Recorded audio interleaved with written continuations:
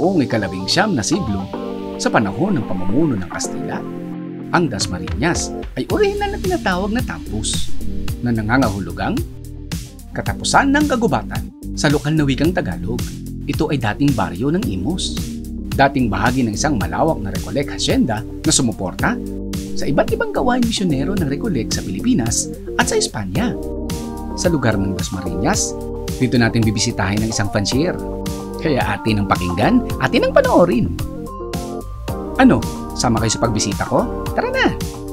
Ito ang Visit ng Area C, naglalaro sa Capcom, CXPA, Sky Warrior. Nag-umpisa ako mag-ibon nung pandemic kasi wala nang libang. Kasi ang una kong laro, manok, nag-ship ako sa ibon. Doon ako nag-start mag-ibon.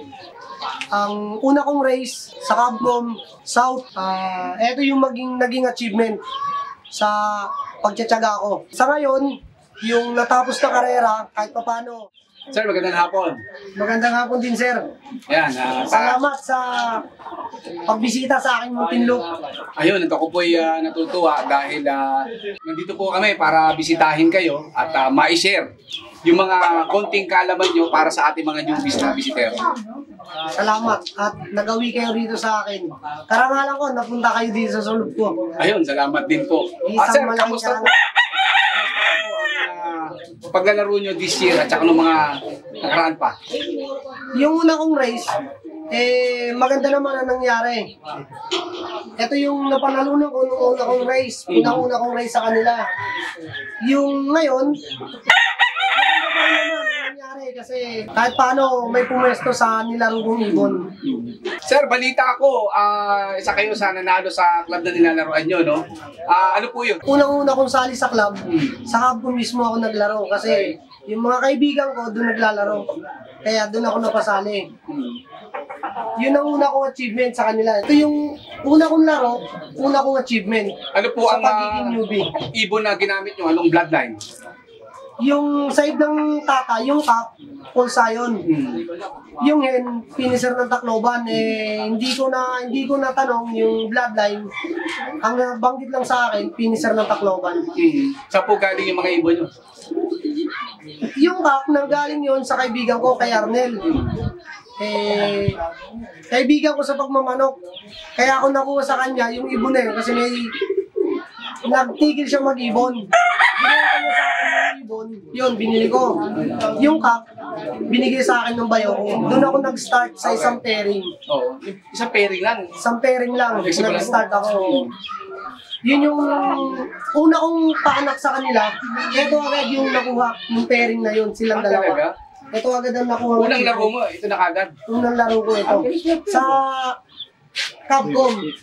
Pero sa small club, ito yung una kong achievement sa small club. Yun na yun. Yung kung tawagin nila, pamburit-burit lang daw kasi maliit na club. Laro-laro lang daw. Ito yun. Pero hindi mapamaliit, mapamalaki. Talagang karangalan niya ng love nyo kahit anong gawin natin. Yun ang sa akin. Yun ang inano ko kasi parehas lang yun Parehas ang bilang, parehas nanalo. Panalo naman kasi ang pinagsasabihan doon, ang laro doon Malaking karangalan pa rin para sa akin kasi nanalo ako sa dami ng kalaban. Ano po ang hindi nyo malilimutan sa pagkakalapate na ma-share nyo sa atin? Dalawang klase ang hindi ko makakalimutan sa pag-iibon. Yung una kong achievement ito, hindi ko makalimutan kasi unang laro ko, hindi ko akalain na mananalo ako agad. Sa dami ng malalakas, magagaling yun na mag-ibon, veterano pa. Samantalang ako, newbie, unang laro. Kumbaga, napakaswerte ko kasi ako agad nanalo ng overall champion ng fan race. Third sa Allbird. Napakaswerte ko. Sa lahat ng mga kalaro mo, malalaking loft, maliliit na loft, halo-halo kayo. Isa ka sa pinalad na nag-overall champion. Isa ako sa pinalad kaya hindi ko makalimutan yung time na yun na nag-overall champion ako. Good memories talaga. Sa isang side naman na hindi ko rin makakalimutan, yun yung na-disqualified ako. Sa club din na una kong nilaruan na nanalo ako. Bakit ka na-disqualified? Nalate ako ng 2 minutes. Sayang. Gawa ng newbie ako. May mga naging kaibigan ako na hindi siguro sinasadya na hindi ako nasabihan na may disqualified pala. Bilang newbie, hindi ko alam na ganun pala ang sitwasyon. May disqualified pala sa pag-showbird. Yun yung isa rin sa hindi ko makalimutan. Pero sa ngayon, move on na kasi nangyari na yun. Kung wala na magagawa, nakalipas na. Maging masaya na lang sa mga laro natin na dadating pa. Ngayon, ano naman ang naging lesson doon sa pagiging DQ na yun? At siyempre in future, sigurado di mo na gagawin yun. Anong lesson niyan?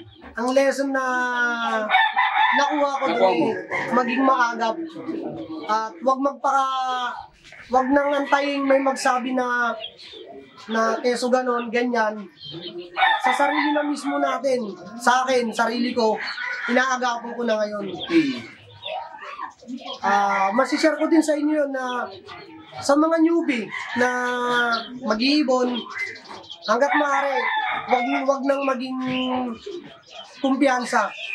Agapan nyo hanggat maaari para hindi mangyari sa inyo yung nangyari sa akin. Nangyari ba yan, sir, no?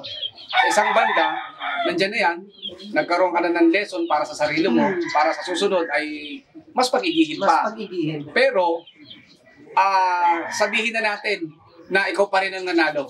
Yun ang sabi naman ng mga kaibigan ko, ano tanong mangyari, ikaw ang nanalo. Hindi lang napunta sa'yo yung premyo, pero ikaw pa rin ang totoong nanalo.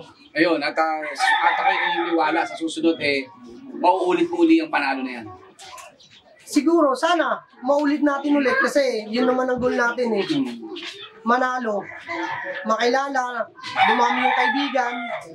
Kasi ang pag-iibon, dumadami ang kaibigan Kagaya ngayon, nadagdagan ng kaibigan. Bilang fansir, ano ang pwede nating i-share lalo na sa mga nag-aspire na mag-alaga ng kalapate dito sa Pilipinas?